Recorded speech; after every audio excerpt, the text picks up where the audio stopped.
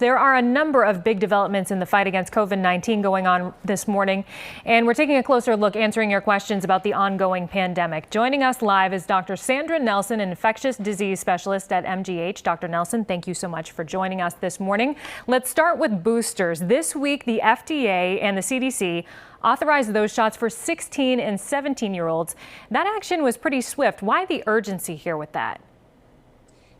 Well, it's important to remember that the vaccines were actually approved for this age group back in December of 2020, almost a full year ago. And so many individuals in the 16 to 17-year-old age group were actually vaccinated well over 6 months ago. And we know that vaccine immunity does begin to wane over time, and that booster doses can really offset some of that decline in immunity.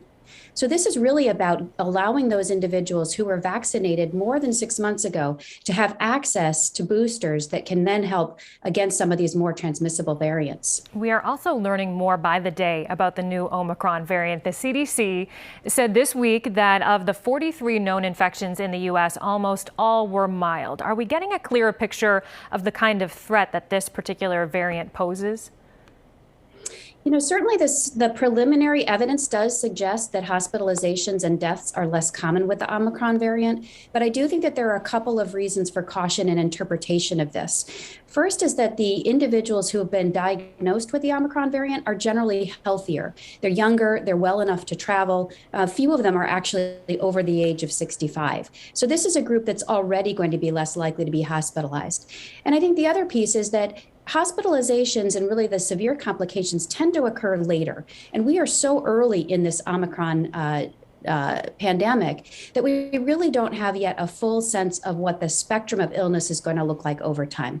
So I think early reasons for optimism, but I think we still need to be really cautious in interpretation. Okay, we have seen cases and hospitalizations surging here in the Commonwealth in recent days, as I'm sure you know. We are heading into the holidays with all of the gatherings and parties that come with it.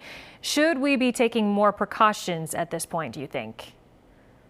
This is so challenging because I think all of us are just exhausted. We are tired of this pandemic. We want it to be over.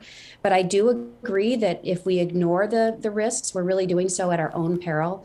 And I think this is time for all of us as individuals to take stock not only of our risks, our risk factors, our medical predispositions to illness, our vaccination status, but also our comfort with that risk. What is the consequence to us of a positive test? Not only our physical wellness, but also the logistics. How impactful would it be for a test to be positive? And I think for many of us, unfortunately, it does mean that likely will translate to fewer holiday gatherings or smaller gatherings and indoor masking. With flu season and new variants all converging too, knowing which symptoms to worry about is a big challenge. It can be very tricky. It seems like everybody has a cold right now. What's the best practice when it comes to getting tested? So, the early wisdom around this has been the more testing, the better. And that really still holds true. And exactly as you've indicated, the symptoms of COVID infection, particularly early, are relatively non-specific, and they can be confused with other illnesses. And the challenge is that that's particularly true for individuals who've been vaccinated, that these early symptoms may be mild. And that's unfortunately when we're most contagious.